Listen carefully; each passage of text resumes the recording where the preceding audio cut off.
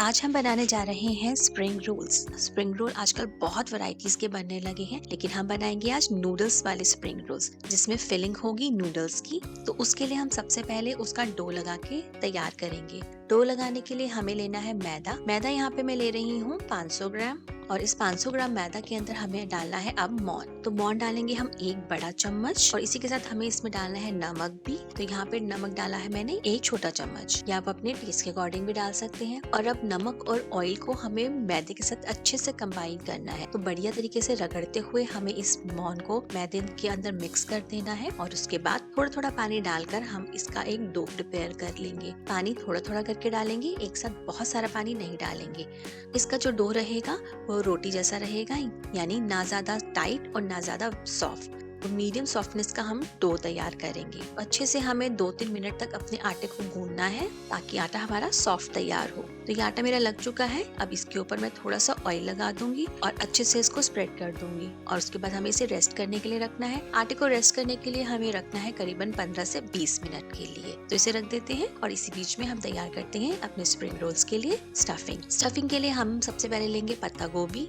पत्ता गोभी को मैंने बहुत अच्छे से धो लिया है और अच्छे से इसको पोंछ भी लिया है। और अब हम इस पत्ता गोभी को पतला पतला काट लेंगे। आप चाहे तो चाकू से भी काट सकते हैं, या आपके पास जो चिप्स वाला स्लाइसर आता है ना, आप उससे भी इसको ग्रेट कर सकते हैं। उससे भी पत्ता गोभी बहुत बढ़िया तरीके से तैयार हो जाती है। तो ये पत्ता गोभी भी कट चुकी है। नेक्स्ट मैं ले रही हूँ शिमला मिर्च। तो शिमला मिर्च को ले लेते हैं और ऊपर और नीचे से कट करके बीच में से इसके बीज निकाल देंगे, और उसके बाद इसको हमें काटना है लंबा लंबा और पतला पतला। ध्यान रखिएगा कि सभी पीसेस की जो मोटाई है वो एक बराबर हो, कोई ज्यादा बड़े या छोटे ना हो। तो शिमला मिर्च भी मेरी कट चुकी है। शिमला मिर्च के बाद हम लेंगे गाजर। गाजर को भी हमें लंबा और पतला ही कट करना है, लेकिन गाजर को सेलेक्ट करते समय ध्यान रखिएगा जिसके बीच में ज्यादा ये व्हाइट वाला पोर्शन ज्यादा ना हो, वो वाली गाजर लीजिएगा। और अब इस गाजर का भी मैंने छिलका निकाल कर अच्छे से धोकर और अब इसको लंबा लंबा कट कर लिया है। तो यहाँ पे मैंने एक मीडियम साइज की गाजर ली है और एक ही शिमला मिर्च ली थी। तो ये गाजर भी कट के तैयार हो चुकी है। और अब नेक्स्ट स्टेप आता है नूडल्स को बॉईल करने का। तो यहाँ पे एक पैन में मैंने पानी ले लिया है। पानी की क्वांटिटी थोड़ी सी ज्यादा रखिएगा, और उसमें मैं ऐड कर रही हूँ थोड़ा सा नमक और थोड़ा सा ऑयल। और जब पानी में एक बॉईल आ जाएगा उसके बाद हमें इसमें डालना है नूडल्स को। तो यहाँ पे मैंने एक पैकेट नूडल्स ले लिया है। तो ये नूडल्स इसके अंदर चले जाएंगे, और अब हमें नूडल्स को अच्छे से बॉईल करना है। नूडल्स को हम पूरी तरीके से नहीं पकाएंगे, इन्हें करीबन 80% तक हमें कुक करना है। और जब ये हल्के से कच्चे रह जाएंगे तब हम इसे निकाल लेंगे। इसको अच्छे से छान लेंगे। तो छानने के लिए मैंने एक बड़े से बोल के ऊपर छलनी रखकर और अच्छे से इसका सारा पानी निकाल दिया है। और अब इन छने हुए नूडल्स को हम निकाल लेंगे किसी भी एक बड़े से बर्तन के अंदर, और ऊपर से थोड़ा सा डालेंगे ऑयल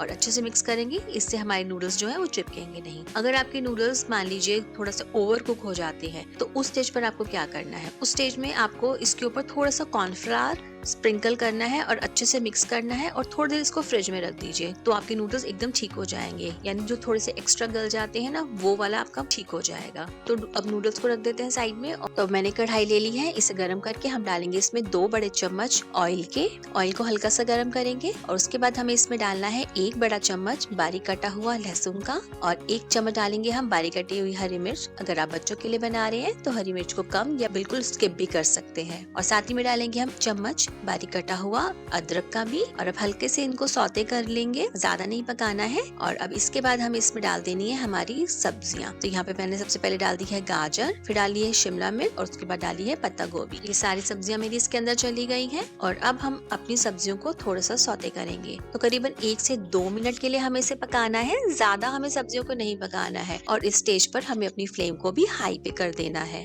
और अगर आपके पास चाइनीज वॉक है फिर तो बहुत ही बढ़िया है। अगर मेरी तरह आपके पास चाइनीज वॉक नहीं है तो फिर आप किसी भी कढ़ाई में से बना सकते हैं। और नेक्स्ट स्टेप आता है इसमें नूडल्स को डालने का। तो ये उबले हुए नूडल्स भी मैंने इसके अंदर ऐड कर दिए हैं। ये करीबन 1 कप नूडल्स है। और अब हम इसमें ऐड करेंगे हमारी सॉस। तो सबसे पहले हम डालेंगे इसमें 2 चम्मच सोया सॉस का, 2 चम्मच डालेंगे हम ग्रीन चिली सॉस के, 2 चम्मच डालेंगे हम इसके अंदर रेड चिली सॉस, 1 चम्मच डाला है हमें ब्लैक पेपर पाउडर, थोड़ा सा डालेंगे नमक टेस्ट के अकॉर्डिंग। मैंने यहाँ पे करीबन 1 चम्मच ही डाला है।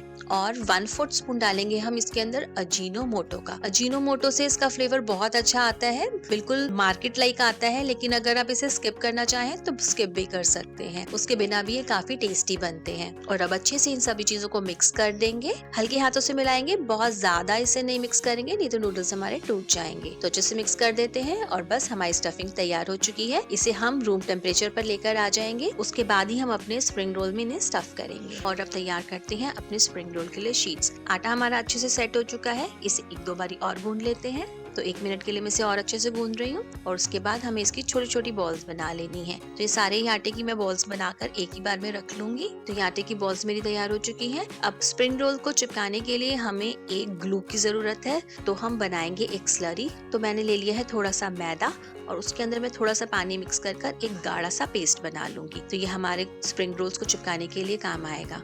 देखिए बिल्कुल अच्छे से बना है, इसमें कोई भी लंप नहीं है, तो यानी एकदम बढ़िया पेस्ट है। इसे साइड में रखते हैं। तो एक लोई मैंने आटे की ले ली है, इस पे लगा लिया है सूखा आटा और अब अच्छे से इसे बेल लेते हैं। अब इतनी सारी शीट्स हमें बनानी है, इसमें बहुत सारा टाइम लगेगा, तो इनको टाइम सेव करने के लिए तो मैं इन छोटी लोइयों को पहले 4 से 5 इंच के करीब बेल लूंगी और साइड में रख लूंगी। तो और फिर इसके ऊपर लगाएंगे थोड़ा सा ऑयल, अच्छे से ऑयल को फैला देंगे और फिर इसके ऊपर छिड़केंगे थोड़ा सा कॉर्नफ्लावर। फिर एक और शीट को इसके ऊपर रख देंगे और फिर उस शीट के ऊपर भी थोड़ा सा हमें ऑयल लगाना है। ऑयल को अच्छे से सब तरफ अच्छे से फैला देना है और फिर उसके ऊपर भी हमें स्प्रिंकल करना है थोड़ा सा कॉर्नफ्लावर। और अब हम तीसरी शीट को रख देंगे। ये शीट मेरी थोड़ी सी छोटी है, तो इसे मैं हाथ से थोड़ा सा फैला देती हूँ ताकि ये एकदम इसके इक्वल हो जाए। और अब इसके ऊपर भी मैं थोड़ा सा कॉर्नफ्लावर को स्प्रिंकल करूंगी। और अब हमें अपनी शीट के दोनों साइड पे सूखा आटा लगाना है और अब अच्छे से इसको बेलना है। अब इसको हमें एकदम पतला बेलना है, जितना पतला आप बेल सकते हैं आप उसे उतना पतला बेल लीजिए। जो मैंने आटे की लोई थी वो करीबन 50 ग्राम की लोई थी। तो अगर आपको एकदम एक्यूरेट साइज की शीट्स बनानी हो तो आप लोइयों को मेजर करके भी रख सकते हैं। 50 ग्राम की लोई आप ले लीजिए, उसके बाद उसको बेलिए। और जो शीट मैंने बेली है वो करीबन मेरी 9 इंच के करीब की शीट है। तो ये 9 इंच की शीट मेरी तैयार हो चुकी है। अब इसको हमें सेकना है। तो यहाँ पे मैंने तवा लेकर उसको मीडियम हॉट गर्म कर लिया था, बहुत तेज गर्म तवा नहीं है मेरा। मीडियम हॉट के ऊपर इस शीट को डालेंगे और एक बार एक साइड से सेकेंगे, फिर पलट के हम इसे दूसरी साइड से सेकेंगे। और अब आराम से इसके ऊपर से एक शीट को उतार देंगे। देखिए कितने आराम से ये शीट उतर रही है। अब ये शीट मैंने उतार ली है, अब मैं इसको पलट दूंगी और अब दूसरी साइड से भी इसी तरीके से शीट को उतार दूंगी। देखिए कितने आराम से हमारी जो ये शीट्स तैयार हो गई हैं और एकदम देखिए बिल्कुल पतली शीट बनी है। इसमें से मेरा हाथ पूरा अच्छे से नजर आ रहा है, एकदम पतली शीट बनी है। और इसी तरीके से हम सारी शीट्स को बना के तैयार कर लेंगे और रख लेंगे। आप चाहे तो इन्हें स्टोर भी कर सकते हैं, किसी भी जिपलॉक बैग में डालकर आप इसे फ्रीजर में रख दीजिए, तो ये काफी लंबे समय तक स्टे करती हैं। तो यहाँ पे मैंने एक स्प्रिंग रोल की शीट ले ली है, इसके ऊपर हम थोड़ी सी स्टफिंग रखेंगे, इस तरीके से लंबाई में स्टफिंग रखेंगे और फिर इसको पैक करेंगे। तो ये साइड में थोड़ा सा पैक करेंगे इसको और फिर लगा देंगे इस पे हमारी स्लरी और फिर साइड से इसको बंद कर देंगे हल्का सा दबाते हुए और फिर हम इसको रोल करते चले जाएं। और बस देखिए कितने बढ़िया से हमारा स्प्रिंग रोल पैक होकर तैयार हो चुका है।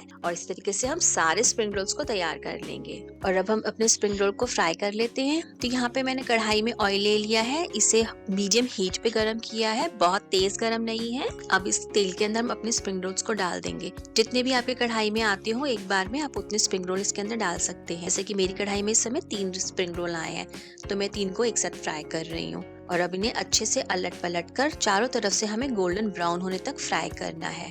तो 2-3 बार हम इसे अलटते पलटते हुए सेक लेंगे। हमारे स्प्रिंग रोल बहुत ही बढ़िया बने हैं। इन्हें मैं ऑयल भी से निकाल लेती हूँ। तो ये देखिए ये स्प्रिंग रोल कितना ज्यादा सुंदर लग रहा है, बिल्कुल ऐसा लग रहा है जैसे मार्केट से आया है।